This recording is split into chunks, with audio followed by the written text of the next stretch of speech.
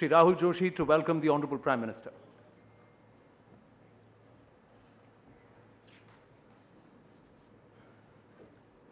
Honorable Prime Minister Shri Narendra Modi ji, ladies and gentlemen. First, I would like to thank the Prime Minister for taking time out from his punishing schedule to be with us. Please give him a round of applause. We are indeed very, very grateful.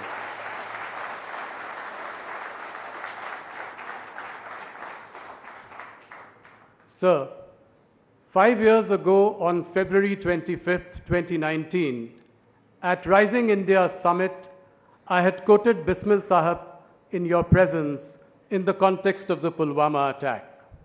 Sarfaroshi ki tamanna ab hamare dil mein hai. Soon after my welcome address, you delivered your powerful keynote without betraying anything going on in your mind. And next morning, February 26th, we all woke up to the big news of India's attack on Balakot in Pakistan. Ladies and gentlemen, in many ways, it was the big turning point under PM Modi's leadership towards the end of his first term. The message was as loud as it was clear.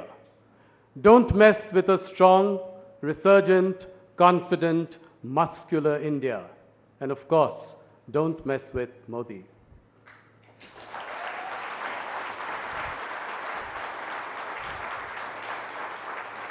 Prime Minister, that was 2019. Fast forward 5 years to January 22nd, 2024. I would say the other big turning point came on the day of Pran Pratishtha in Ayodhya, to which I was witness, a day that will go down in history as a major milestone in the life of Bharat. As I drove down the same evening from Ayodhya to Prayagraj to visit my mother, I could see amidst the celebrations and the bursting of crackers, the rise of a new India. As I passed through Gonda, Sultanpur and Pratapgarh in Uttar Pradesh, I could see in people renewed hope, renewed energy, renewed confidence. In many ways, the civilizational and cultural resurgence of India is finally taking wing.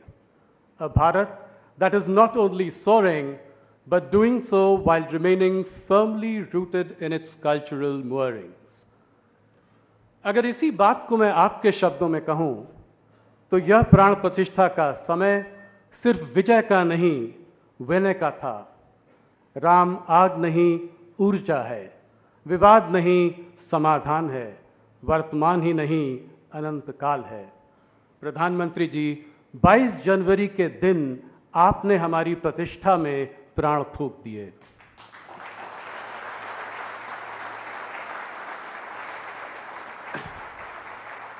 Ladies and gentlemen, the last 10 years in tangible terms have been marked by rising GDP and galloping stock markets. It has also been marked by efficient welfarism through direct benefit transfers while building an unprecedented scale of physical and digital infrastructure. Prime Minister Modi's biggest contribution is not only to take the Indian economy from the fragile 5 to the fabulous 5. His biggest contribution is to instill in every Indian a strong sense of self-esteem and a firm belief that India is finally getting its rightful place at the global high table of powerful nations. Today, our chest fills with pride that the Indian passport has gained in respect and stature. We bleed blue in every way. Finally, with your permission, Prime Minister, I would like to crystal gaze into the future. What would it be like, same time, 2029? I believe India will lead for global good, the theme of our Rising Bharat Summit this year. The next 5 years will mark a further acceleration of our journey towards a Viksit Bharat, one that will find its place in the top 3 economies of the world. Once again, it is not so much about adding trillions to the GDP, but the rise of India's stature globally. At the G20, you've shown that you are a bridge builder in a divided world. The New Delhi Declaration is a clear demonstration of your influence and relationship with global leaders. Ram willing, India will soon have a permanent seat at the UN. With the rapid strides the country is taking, we'll see an acceleration in reverse brain drain into the country. Global companies will soon have headquarters in Mumbai and Bangalore, while Indian conglomerates will take a bite of the Big Apple. Modi ji, all this has been possible because you think different, you think big, but you execute bigger. Your approval ratings show you're the most popular leader in the world. To Indians here and around the world, you are also by far the tallest. To end on a high note before your keynote, I would like to quote these powerful lines from Sacha Bharat by Ramdhari Singh Dinkar. वृथा मत लो भारत का नाम, वृथा मत लो भारत का नाम, भारत एक स्वप्न भू को ऊपर ले जाने वाला, भारत एक विचार स्वर्ग को भू पर लाने वाला, भारत एक भाव जिसको पाकर मनुष्य जगता है, भारत एक जलज जिसका जल का न दाग लगता है. Ladies and gentlemen, please put your hands together for the man of the moment, Prime Minister Narendra Modi.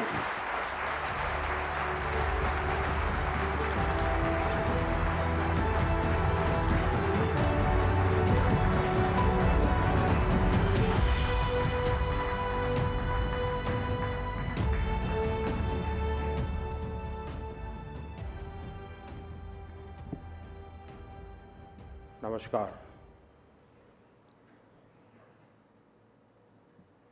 अभी वैसे राहुल ने बड़ा वर्णन किया 5 साल पहले मैं जब आया था, और शायद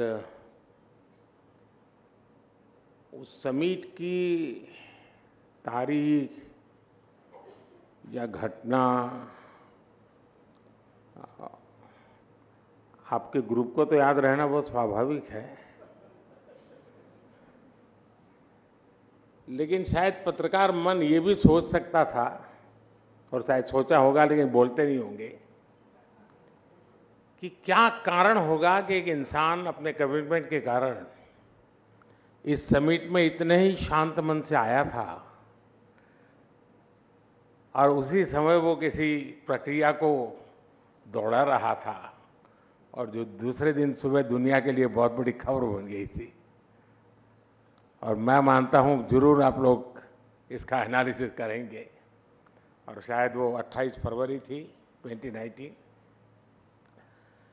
और माहौल तो ऐसा ही था, और मैं भी बहुत शांति से आप सबसे नमस्ते नमस्ते करके निकला था, और भारत ने बालाकोट में एयर स्ट्राइक की थी रात को.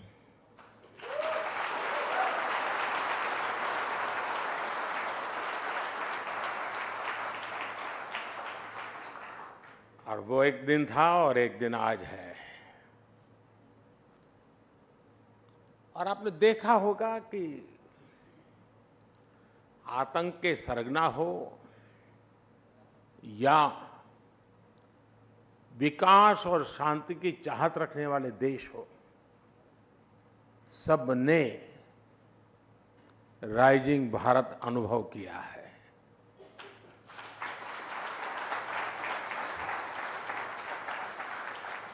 ये नया भारत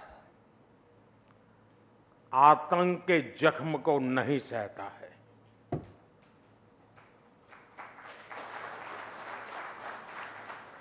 बल्कि आतंक के जख्म देने वालों को पूरी ताकत से सबक भी सिखाता है.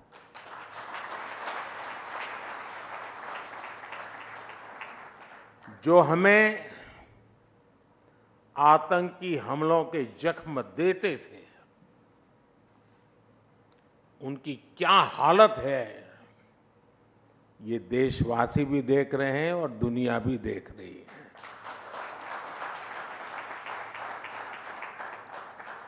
एक सुरक्षित राष्ट्र ही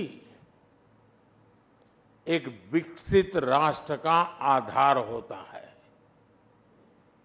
और आज यही भारत की पहचान है और यही राइजिंग भारत है।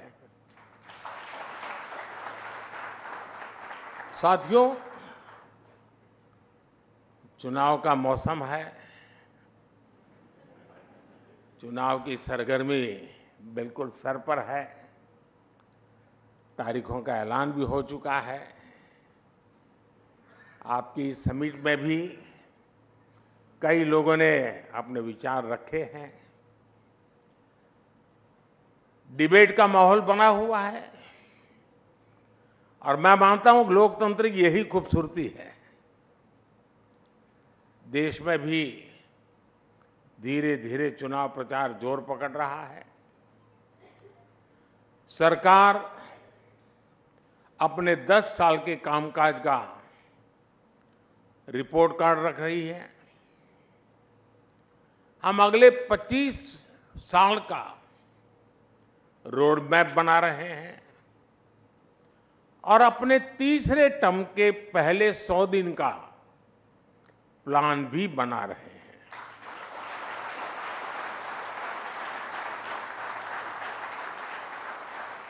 दूसरी तरफ हमारे जो विरोधी हैं वो भी नए कीर्तिमान बना रहे हैं। आज ही उन्होंने मोदी को 104वीं गाली दी है। औरंगजेब कहकर नवाजा गया है। मोदी की खोपड़ी उड़ाने का ऐलान किया गया है। इन सब पॉजिटिव नेगेटिव बातों के बीच दुनिया का सबसे बड़ा इलेक्शन जारी है। 2600 से ज्यादा पॉलिटिकल पार्टियां, करीब 97 करोड़ मतदाता,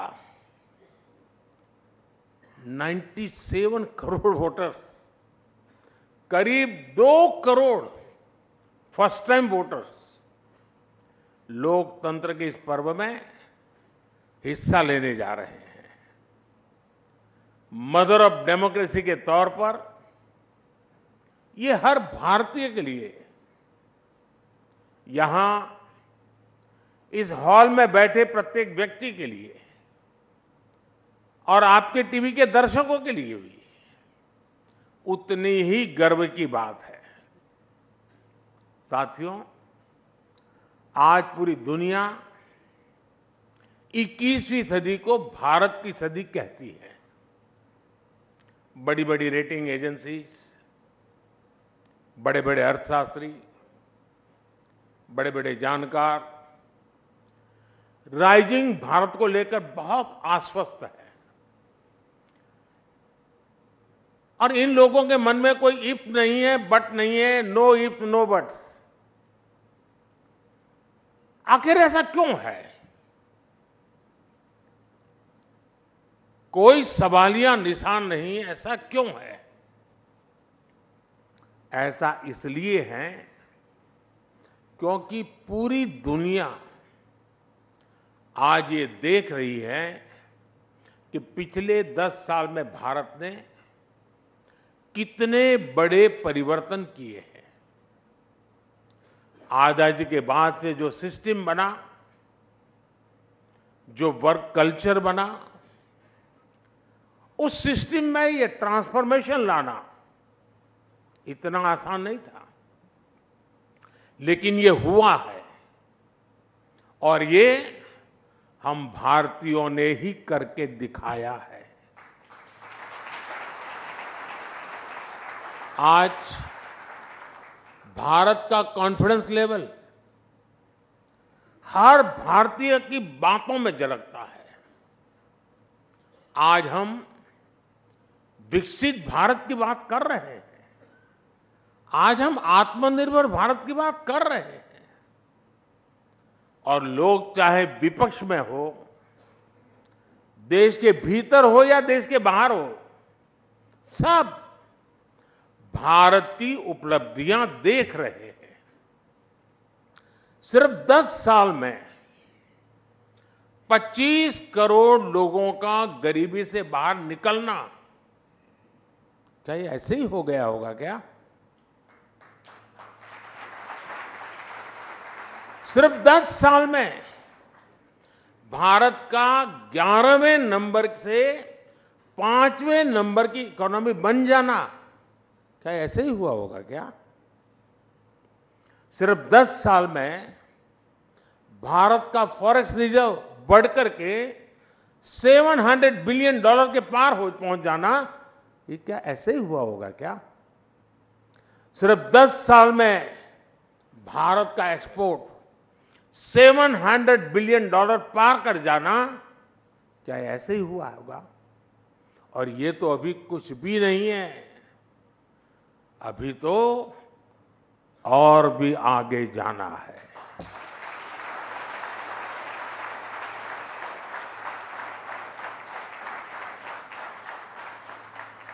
साथियों, यहां बड़े बड़े जर्नलिस्ट मौजूद हैं, इंडस्ट्री के लोग हैं, सिविल सोसाइटी के दिग्गज हैं, पॉलिटिकल फील्ड के लोग भी हैं, ब्यूरोक्रेसी वर्ल्ड के भी लोग हैं। आप जानते हैं कि हमारे यहाँ सरकारों में ब्यूरोक्रेसी में काम कैसे होता रहा है। फिर वो एक फैक्टर क्या था जिसकी वजह से ये बदलाव आया? वो एक फैक्टर है नियत।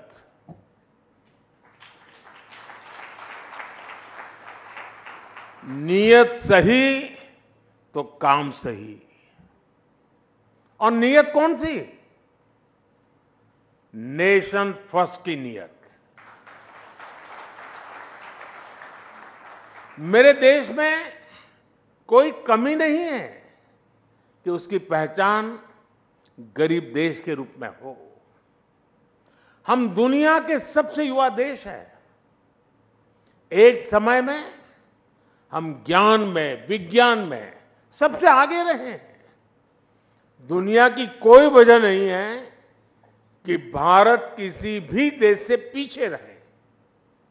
बस हमें नेशन फर्स्ट की नीयत के साथ आगे चलना है। ये देश जो हमें इतना कुछ देता है, हम उसमें सिर्फ रहते हैं या फिर देश के लिए कुछ अलग करते भी हैं, ये फर्क बहुत बारीक है। लेकिन बारीक सा फर्क ही देश को आगे ले जाता है। जिस दिन आप अपने काम को देश के साथ जोड़ लेंगे, आप जो कुछ भी हैं, आप डॉक्टर हैं, इंजीनियर हैं, स्टार्टअप शुरू कर रहे हैं, जिस दिन आप अपने काम को देश के लक्ष्यों के साथ जोड़ लेंगे, तो समझ लीजिएगा कि नेशन फर्स्ट का बीज आप में अंकुरित हो गया है। यही नेशन फर्स्ट का बीज आज सरकार में, सिस्टम में, हर व्यवस्था में, हर व्यक्ति में, देश के कोने कोने में राइजिंग भारत का आधार बन रहा है। सिर्फ अपने लिए ही जिए, सिर्फ अपने लिए जिए तो क्या जिए? जीना है तो देश के लिए, और मरना भी है तो देश के लिए। साथियों, 2014 से पहले और आज की स्थिति में एक और ऐसा अंतर आया है जिसकी उतनी चर्चा नहीं होती। ये चर्चा देश की साख से जुड़ी है। जिस देश की साख गिर रही हो, उस देश के लोगों का स्वाभिमान भी ऊंचा नहीं रह सकता। 2014 के पहले भारत के साथ क्या स्थिति थी? आप याद कीजिए, 2014 से पहले घर घर में भ्रष्टाचार बड़ा मुद्दा था। देश की साख गिर रही थी, लेकिन तब की सरकार झूठे तर्कों के आधार पर अपने घोटालों को डिफेंड करने में जुटी रहती थी। आज स्थिति एकदम अलग है। आज सरकार भ्रष्टाचार पर कड़े एक्शन ले रही है। जो एक्शन लिया उसका हिसाब दे रही है, और भ्रष्टाचारी झूठ बोल बोलकर खुद बचाव की मुद्रा में है। तब देश पूछता था कि पावरफुल लोगों पर ईडी, सीबीआई जैसी एजेंसियां एक्शन क्यों नहीं लेती, ये सवाल पूछा जाता था। आज पावरफुल और भ्रष्ट लोग पूछ रहे हैं कि एजेंसियां उन पर एक्शन क्यों ले रही है।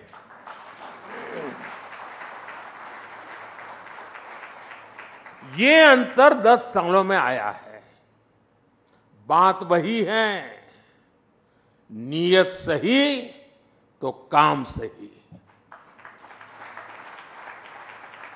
करप्शन पर कार्रवाई, ये मेरा कमिटमेंट है। साथियों, हमारे देश में भ्रष्टाचार इसलिए भी अधिक था क्योंकि सरकारी दफ्तर, सर्विस सेंटर बनने के बजाय पावर सेंटर बन गए थे। हर काम के लिए देशवासियों को सरकारी दफ्तरों के चक्कर लगाने पड़ते थे। हमने सरकारी दफ्तरों को सत्ता के बजाय सेवा का केंद्र बनाया। सरकारी सेवाएं ज्यादा से ज्यादा फेसलेस हो, बिल से लेकर टैक्स जमा करने तक की अधिकतर सेवाएं ऑनलाइन हो। हमने इसका प्रयास किया। आज सरकार की ज्यादातर खरीद जेम पोर्टल के माध्यम से होती है। आज सरकार के टेंडर ऑनलाइन होते हैं। आप याद करिए, 2G जैसी सामान्य सुविधा के लिए पहले की सरकार में कितना बड़ा भ्रष्टाचार हुआ। अगर उस दौर में 5G आता तो पता नहीं ये क्या क्या करते। साथियों, पहले के समय में भ्रष्टाचारी बहुत दिमागी तिकड़म लगाते थे। हमारी सरकार ऐसे भ्रष्टाचारियों का इलाज टेक्नोलॉजी से भी कर रही है। आज भ्रष्टाचारियों की धरपकड़ आसान हुई है। आज मनी ट्रेल को छुपाना और कैश को छुपाना दोनों मुश्किल होते जा रहे हैं। और इसलिए कभी किसी सरकारी बाबू के घर से, बिस्तर से, दीवारों से नोटों की गड्डियां निकलती हैं। कभी किसी कांग्रेस के सांसद के घर से सैकड़ों करोड़ के नोटों के ढेर निकलते हैं। कभी किसी टीएमसी के मंत्री के घर से नोटों के ढेर निकलते हैं। इसलिए चारों तरफ बौखलाहट नजर आती है, बिलबिलाए हुए हैं। और ये सब होता क्यों है? बात वही है, नीयत सही तो काम सही। साथियों, आप में से जो सीनियर हैं, उन्होंने वो दिन भी देखे हैं जब देश के एक प्रधानमंत्री ने कहा था कि दिल्ली से 1 रुपया भेजता हूं तो सिर्फ 15 पैसा गरीब गांव के गरीब तक पहुंचता है। यानी सरकारी खजाने से पैसा निकल रहा था, लेकिन वो किसी और की जेब में जा रहा था। ये ऐसा भ्रष्टाचार था जो सीधे सामान्य जन को प्रभावित करता था। मनरेगा का पैसा सरकारी खजाने से निकलता था, लेकिन मजदूर को मजदूरी नहीं मिलती थी। गैस की सब्सिडी किसी और के खाते में पहुंच जाती थी। अपनी स्कॉलरशिप पाने के लिए भी रिश्वत खिलानी पड़ती थी। 10 साल पहले तक जो सरकार में थे, उनको ये सूट करता था, उनकी राजनीति को ये सूट करता था। लेकिन साथियों, हमने सरकारी खजाने की इस लूट को पूरी तरह से बंद कर दिया। हमने जनधन, आधार और मोबाइल की त्रिशक्ति बनाई। हमने डायरेक्ट बेनिफिट ट्रांसफर डीबीटी के माध्यम से 34 लाख करोड़ 34 लाख करोड़ रुपए सीधे लाभार्थियों के बैंक खाते में पहुंचाए। अगर पहले वाला हाल होता और 1 रुपया और 15 पैसा वाली थियरी होती तो 27-28 लाख करोड़ रुपए गरीबों तक कभी पहुंचते ही नहीं, कहीं और चले जाते। 27-28 लाख करोड़ अलग अलग योजनाओं के करीब 10 करोड़ फर्जी लाभार्थी, वो लोग जिनका कभी जन्म नहीं हुआ था लेकिन कागजों पर वो जिंदा थे, योजनाओं के हकदार बन गए थे। हमने ऐसे 10 करोड़ फर्जी नाम हटाए हैं। इसका मतलब उसका बेनिफिट लेने वाले लोग क्या मोदी का जय जयकार करेंगे क्या?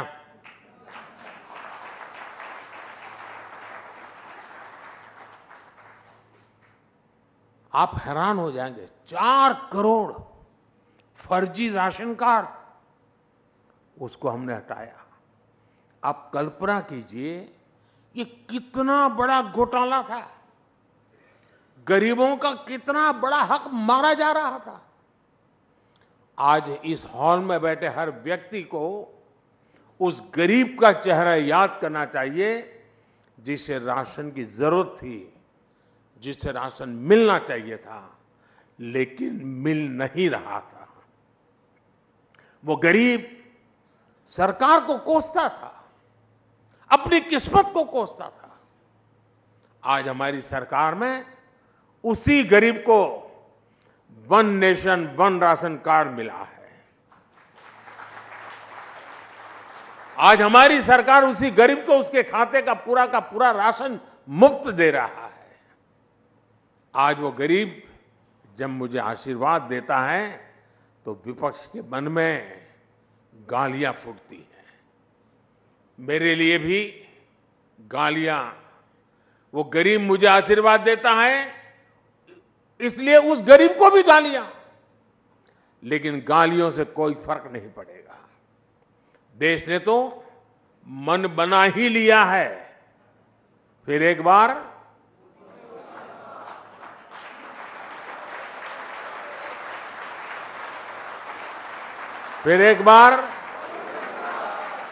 साथियों, हमारी सरकार ने पहले दिन से ही अपनी गवर्नेंस को गरीब की गरिमा, गरीब के कल्याण और गरीब के सशक्तिकरण पर केंद्रित रखा है। खुले में शौच करना, सड़क पर सोना, गंदा पानी पीना, धुएं में जीवन बिताना, अंधेरे में रहना, ये जीवन कोई शौक से नहीं जीता था। परिवार का सदस्य बीमारी के कारण बिस्तर पर पड़ा हो, मदद के बदले ठोकरें मिलती हो, कोई रास्ता न सूझे, यही स्थिति थी। आप सोचिए, आए दिन अपमान कैसे कितने घूंट गरीबों को पीने पड़ते थे। यहां बैठे बहुत से शायद जीवन की कल्पना भी नहीं कर सकते हैं कि कैसा जीवन था, लेकिन मैं ये सब कुछ अनुभव करके यहां पहुंचा हूं। मैं उस जिंदगी को जी करके आया हूं, इसलिए मुझे किताबों में नहीं पढ़ना पड़ता और न ही कैमरा के माध्यम से वीडियो शूट करके देखना पड़ता है।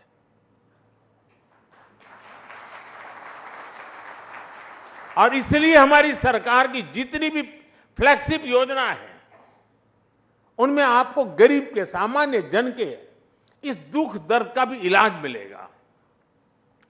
जिसको किसी ने नहीं पूछा उसको मोदी ने पूजा है। साथियों, आप में से बहुत लोगों को पता नहीं होगा कि एक बैंक खाता खोलने के लिए भी गरीब से गारंटी मांगी जाती थी। लोन की बात तो छोड़ दीजिए, देश के एक बड़ी आबादी जो भूमिहीन थी उसे भी ऐसे ही छोड़ दिया गया था। 80% से अधिक किसान जिनके पास 2 एकड़ भी जमीन नहीं थी उन्हें भी अपने नसीब पर छोड़ दिया गया था। करोड़ों नौजवानों के लिए बैंक के दरवाजे बंद थे क्योंकि उनके पास भी गारंटी नहीं थी। जिनके पास किसी को देने के लिए कोई गारंटी नहीं, उनकी गारंटी मोदी ने ले ली। इसी भावना ने मुद्रा योजना को जन्म दिया। इसके तहत लगभग 30 लाख करोड़ रुपए, 30 लाख करोड़ रुपए हमने बिना गारंटी गरीब युवाओं को दिए हैं। इसी भावना ने सेल्फ हेल्प ग्रुप के अभियान को गति दी, जिससे आज 10 करोड़ बहनें जुड़ी हैं। इसी भावना ने रेहड़ी ठेले फुटपाथ पर काम करने वालों के लिए पीएम स्वनिधि योजना को जन्म लिया। इसी भावना ने हाथ के कौशल से आजीविका कमाने वालों के लिए पीएम विश्वकर्मा योजना को जन्म दिया। इसी भावना से छोटे किसानों के लिए पीएम किसान सम्मान निधि को जन्म दिया। इसके तहत उन्हें करीब 3 लाख करोड़ रुपए मिले हैं। कल्पना कीजिए, अगर नीयत न होती, मोदी की गारंटी न होती तो क्या होता। आज जो ये मोदी की गारंटी का इतना सकारात्मक प्रभाव है, वो किसी विज्ञापन की मोहताज नहीं है। मोदी उस गरीब की गारंटी बना है जिनकी कोई गारंटी नहीं लेता था। इसलिए देश का हर गरीब आज मोदी की गारंटी पर विश्वास करता है। और मैं फिर कहूंगा, ये तो कुछ भी नहीं है, अभी तो और भी आगे जाना है।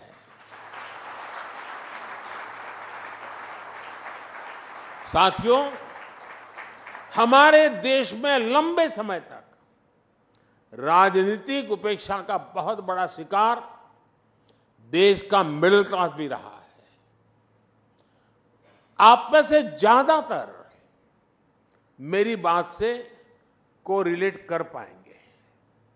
मिडिल क्लास का मतलब है वो वर्ग जो कठिनाइयों से लड़कर आगे तो आ गया, लेकिन उसके आगे सपनों और आकांक्षाओं का एक विशाल संसार होता है। लेकिन मिडिल क्लास के सामने पहले चुनौतियां भी कम नहीं थी। टैक्स का जंजाल, बच्चों की पढ़ाई का दायित्व, उन्हें अपने से बेहतर बनाने का तनाव, हर छोटे बड़े काम के लिए सरकारी दफ्तरों के चक्कर, महंगे लोन का बोझ, एक तरह से पहले जीवन के हर दायरे में समस्याएं ही समस्या थी। ऐसे में मिडिल क्लास का जीवन 3 जरूरतों के इर्द गिर्द सिमट जाता था। एक, अपना घर बनाना, दूसरा, बच्चों की शादी हो जाए, और तीसरा, बच्चों को कहीं नौकरी मिल जाए। उसका जीवन बस इसी आधार पर सिमट जाता था। पिछले 10 वर्षों में हमने मिडिल क्लास को मुसीबतों में बांधने वाली हर बेड़ी को तोड़ दिया है। पहले 2 लाख की इनकम पर टैक्स लग जाता था, अब 7 लाख की इनकम भी टैक्स फ्री है। जीएसटी की वजह से लोगों के करीब साल भर में 45,000 करोड़ रुपया बचे हैं। बीते 10 वर्षों में होम लोन पर इंटरेस्ट रेट भी कम हुए हैं, पर्सनल लोन के इंटरेस्ट रेट भी कम हुए हैं। पीएम सुकन्या समृद्धि जैसी योजनाओं का लाभ सबसे ज्यादा मध्यम वर्ग को मिल रहा है। साथियों, मध्यम वर्ग का एक बहुत बड़ा सपना होता है बच्चे की अच्छी पढ़ाई। इस दिशा में भी पहले की सरकारों ने मध्यम वर्ग की आकांक्षाओं का ध्यान नहीं रखा। आज हमारी सरकार देश में तेजी के साथ एजुकेशन इंस्टीट्यूट खोल रही है। बीते 10 साल में हर दिन भारत में 2 नए कॉलेज बने, प्रतिदिन डेली 2 नए कॉलेज, और हर हफ्ते एक नई यूनिवर्सिटी बनी है। देश में रिकॉर्ड संख्या में नए आईआईटी, आईआईएम्स और मेडिकल कॉलेज खुले हैं। 2014 तक देश में 400 से भी कम मेडिकल कॉलेज थे, लेकिन उनकी संख्या 10 साल में 700 तक पहुंच गई है। 2014 में पूरे देश में सिर्फ 50,000 एमबीबीएस सीट थी। आज देश में एमबीबीएस सीटों की संख्या बढ़कर 1 लाख से ज्यादा हो गई है। मेडिकल में पीजी की सीटें भी 2 गुनी से ज्यादा हो चुकी है। सरकार ने स्थानीय भाषा में मेडिकल और इंजीनियरिंग की पढ़ाई का जो निर्णय लिया है, उसका भी फायदा मध्यम वर्ग के बच्चों को मिला है।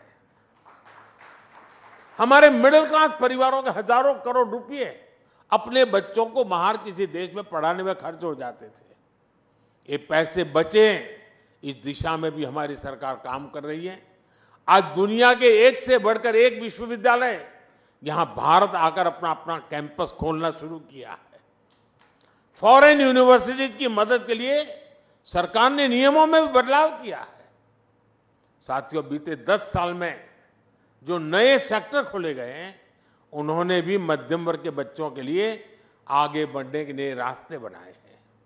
स्पेस सेक्टर हो, स्टार्टअप हो, ड्रोन और मैपिंग सेक्टर हो, इन सबको नौजवानों के लिए खोल दिया गया है।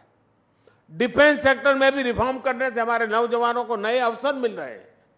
स्पोर्ट्स सेक्टर में भी हमने जो आधुनिक इंफ्रास्ट्रक्चर बनाया था, ट्रांसपेरेंसी पर जो काम किया, उसने भी नौजवानों के लिए नए अवसर बनाए हैं। अभी हमने जो पीएम सूर्यघर मुफ्त बिजली योजना शुरू की है, उससे भी बड़ी संख्या में रोजगार और स्वरोजगार के नए अवसर बनने वाले जा रहे हैं। और उसके कारण मध्यम वर्ग का बिजली का बिल 0 होने वाला है। मध्यम वर्ग का एक और बड़ा सपना होता है शहर में अपना घर। लेकिन आप जानकर हैरान रह जाएंगे कि शहर में रहने वाले मिडिल क्लास के लिए पहले की सरकारों में एक भी योजना नहीं थी। मध्यम वर्ग के घरों के लिए पहली योजना अगर किसी सरकार ने बनाई तो हमारी सरकार ने बनाई। हमने मध्यम वर्ग के लोगों को घर के लोन में सब्सिडी दी, ब्याज में राहत दी। इस पर करीब 50,000 करोड़ रुपए हमने खर्च किए। इसका भी बहुत बड़ा लाभ मिडिल क्लास परिवारों को मिला है। उनके अपने घर का सपना पूरा हुआ है। साथियों, दिल्ली एनसीआर के लोग जानते हैं कि पहले की सरकारों के समय कितने फ्लैट फंस गए थे। लोग किराए के घरों में रहते थे, ईएमआई भी भरते थे और अपने घर के पूरा होने के इंतजार में जीवन पूरा कर रहे थे। मिडिल क्लास के इन परिवारों की भी पहले किसी सरकार ने सुनी नहीं थी। हमारी सरकार 25,000 करोड़ रुपए की व्यवस्था करके ऐसे अधूरे प्रोजेक्ट को पूरा करवा रही है ताकि मिडिल क्लास के परिवार को उसका अपना घर मिल जाए, उसने जो इन्वेस्टमेंट किया है उसको मकान मिल जाए। ऐसी परेशानी फिर ना हो, हमने इसके लिए भी रेरा कानून बनाया है। आज करीब 1.25 लाख बिल्डिंग प्रोजेक्ट्स रेरा के तहत रजिस्टर्ड है। अब कोई ये मनमानी नहीं कर सकता कि किसी मिडिल क्लास के व्यक्ति का घर फंसा दे या अधूरा छोड़ दे। और ये काम मध्यम वर्गीय परिवारों के जीवन में बहुत बड़ा राहत का काम है और ये ही तो मोदी की गारंटी है। साथियों, मोदी सिर्फ शहर में ही नहीं, गांव में रहने वाले लोगों की संपत्तियों की भी चिंता कर रहा है। गांव में प्रॉपर्टी के कागज ना होने की वजह से लोगों की जिंदगी कचहरी के चक्कर काटने में ही गुजर जाती है। जमीन को लेकर झगड़े ना हो, कचहरी का चक्कर ना लगे, गांव की प्रॉपर्टी पर लोन मिले, इन बातों को ध्यान रखकर स्वामित्व योजना चलाई जा रही है। बड़ी बड़ी इंटरनेशनल एजेंसी कहती हैं कि लोगों के पास उनकी प्रॉपर्टी के राइट्स होना किसी भी देश के विकास के लिए बहुत जरूरी है। स्वामित्व योजना के तहत हमने करोड़ों परिवारों को उनके लैंड टाइटल दिए हैं। आज देश के गांव-गांव में ड्रोन की मदद से मैपिंग का काम चल रहा है, प्रॉपर्टी के राइट देने का काम चल रहा है और इससे भी रोजगार के कितने मौके बनते हैं, आप अंदाजा लगा सकते हैं। साथियों, 2014 तक पूरी दुनिया भारत को एक ओवरलोडेड फ्लाइट के एडिशनल वेट की तरह देखती थी, लेकिन आज भारत वो पैसेंजर बन चुका है जिसके बिना ग्लोबल फ्लाइट उड़ान भरने की सोच भी नहीं सकती। अगले 5 साल में भारत वो पायलट बनेगा जो ग्लोबल फ्लाइट को नई बुलंदी की तरफ ले जाएगा। अगले 5 साल अनप्रेसिडेंटेड ट्रांसफॉर्मेशन के होंगे। अगले 5 साल अनप्रेसिडेंटेड ग्रोथ के होंगे। अगले 5 साल अनप्रेसिडेंटेड एक्सपांशन के होंगे। अगले 5 साल अनप्रेसिडेंटेड प्रॉस्पेरिटी के होंगे। और ये मोदी की गारंटी है। आपने मुझे अपनी बात रखने के लिए सबके बीच बुलाया, मैं आपका बहुत बहुत आभारी हूं। बहुत बहुत धन्यवाद।